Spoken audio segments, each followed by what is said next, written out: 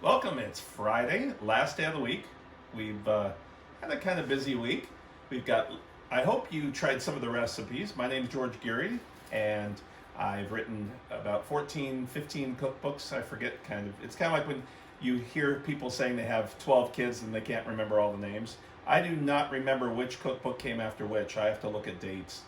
But you can Amazon and see all of them. Most of them are recipe books, single subject, and then I've got a food processor book. I've got a sauce book, 500 sauces, salad dressings, marinades, and more. Longest title ever, and I really wanted to call it Get Dressed and Sauced, but my publisher didn't like that. He's Canadian, so they don't have a sense of humor, those Canadians. And I know a lot of Canadians are watching, that's why I just said that. So, we're going to make a pasta sauce again. We did one 2 weeks ago, I guess it was. But I'm going to also do the world's best meatballs, better than your Italian grandmother, but don't tell her. And we're going to do a vegetarian sauce first, roasted garlic sauce.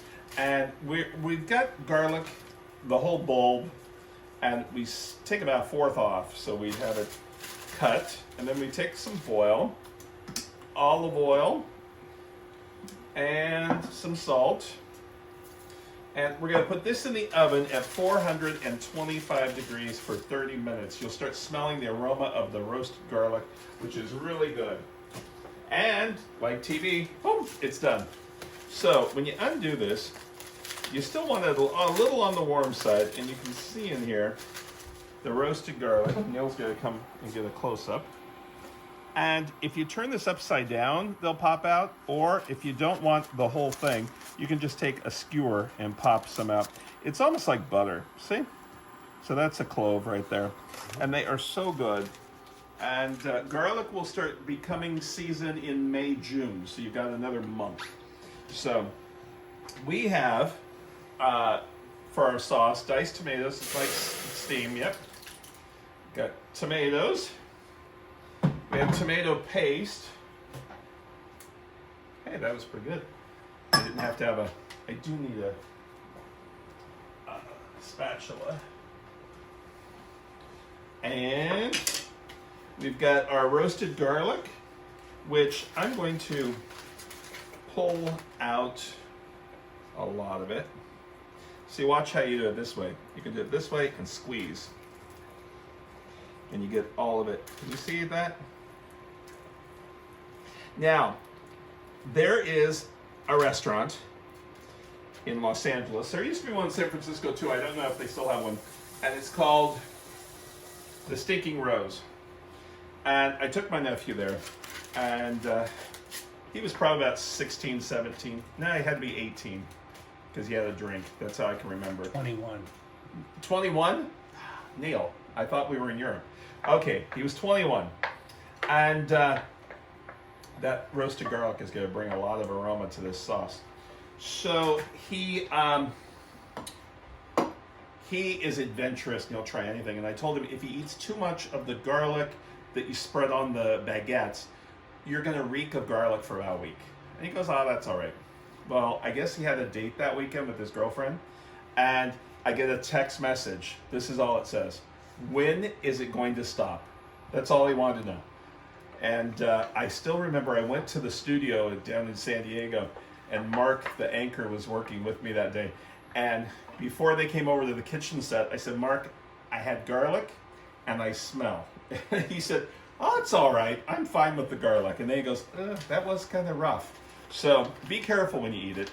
So now we've got some olive oil, and we've got a little bit of orange or lemon juice squeeze, and I did this one already, some orange juice. And I'm going to show this again because Neil had, and I had a number of you asking about this. See, the fruit goes in this way, not this way. Okay? You won't get any out the other way. You need it like that. And a little bit of acid in this tones down those tomatoes. We have all of our spices, which are oregano, rosemary, and sage. Oh, there's a little bit of that oil left. And salt, pepper, And a little bit of water, just a little bit. We'll stir that together, and we will let this cook for about 20 minutes, and then it'll be ready to go. And you've got the big chunks of garlic in there, and you've got all the herbs, and it smells so good. I did use a can of tomatoes, but what I did is I used Italian tomatoes, so they taste a little bit better. The tomatoes at the grocery store still taste horrible. Wait until the farmers markets start up, and then you can use those. But don't buy any like of the Roma tomatoes for a sauce. It just doesn't work well. We're going to be right back, and we're going to make meatballs to go with the sauce. So we have our roasted garlic sauce cooking for about 20 minutes. In the meantime, I'm going to make the best meatballs, and remember, don't tell your Italian grandmother that you know how to make the best now. What the key is having 3 types of ground meat. We have ground beef, double the amount, ground veal, and ground pork.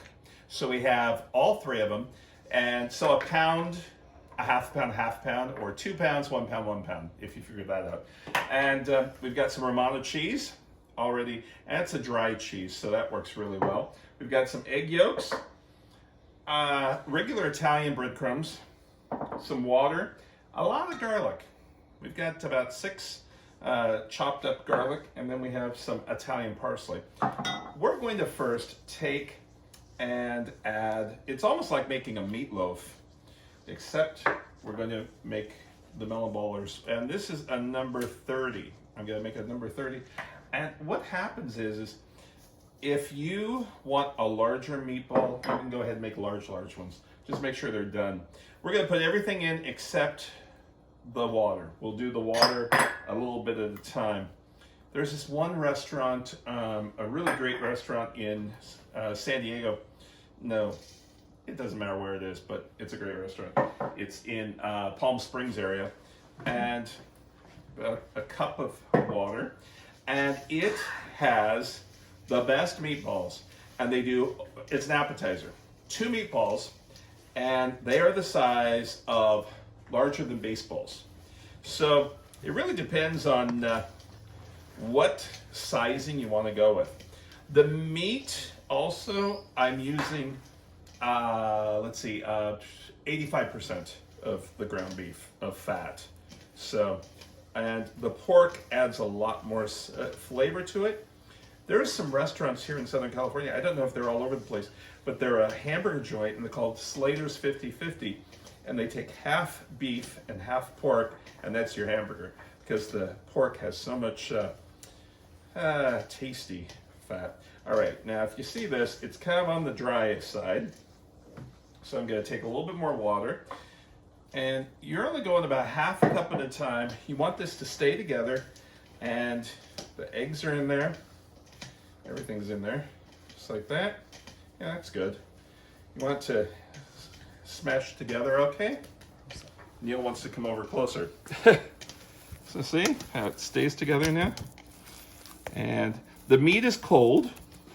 So what I'm going to do is I'm going to brown them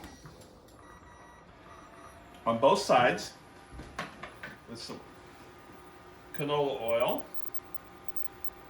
and then I will turn them and put them on a baking tray, and then the baking tray will go into the oven at 300 degrees to just keep them warm and to kind of finish baking the center of it, because they might, what I do ahead of time is I make them, and since this is going back into the oven and it's not chicken, I don't worry about it. Roll them like that. I'll fill this completely up while I'm waiting for my heat to start, the oil to start rippling a little bit. See? These are good sized golf balls. Those in Palm Springs, they are baseball. You get 2 of them, and they have a little bit of sauce covering them. So with here, we're going to take some pasta tonight and put our sauce and a couple meatballs. See, you can see it's starting to ripple. Lower the temperature just a little bit till we don't want to overcrowd them because they'll start steaming each other.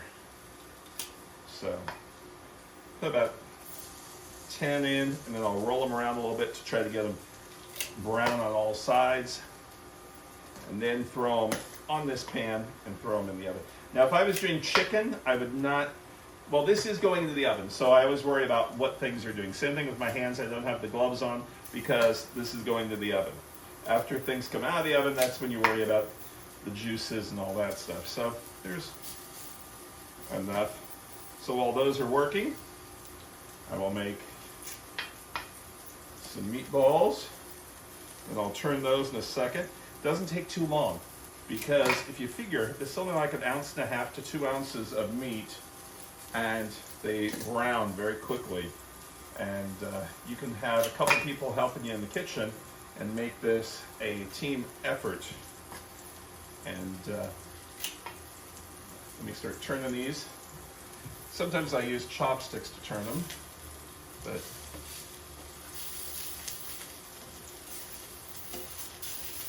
they are hard to turn because they're circular. They want to roll back.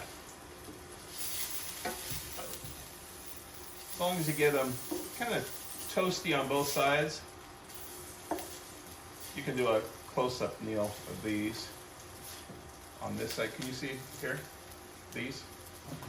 And then you'll be able to see how you get them nice and sizzly. And see both sides, and then by the time we put them into the oven, the rest will cook all the way. This gives it a look also of nicely done. And I don't use a nonstick pan on this because I want it to brown. Nonstick doesn't brown very well. So those have already started, so I'm going to start my second batch over on this side of the skillet. And don't want to crowd them. As soon as I feel both sides have enough brownness on them, I will take and pull them off and put them onto my pan here. But sometimes you have to help them roll, because I'll use that for the cooked, that for the raw, swap them back out. And as soon as they are done on both sides, I will put them into the oven, like I said, for about 20-25 minutes at 325 degrees. And we'll be right back to show you what they look like. All right, everything's done. Our meatballs are done in the oven, like I said, for about 20-25 minutes, just to finish them off. And then our pasta sauce, which is that garlic, roasted garlic. And then I did some pasta here that just finished up. And I will love these, I call them little hats. There we go. So we've got that, and then our sauce. Now, I don't care if you're cooking for one or cooking for yourself or 5 of you. Always make the plate look really nice, and it looks so much more edible.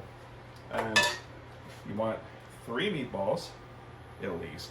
But look how many this makes. It makes a lot. So it makes about 2 dozen. And then I will do a little bit more sauce on top of that. And the roasted garlic smooths it out so it doesn't stay real garlicky, just like that. And then we've got some cheese going on top and a little bit of green. And there is our pasta sauce that we made, our meatballs, and the pasta. Have a great week. Thanks for joining us all week, and we'll see you guys next week, Monday. Bye.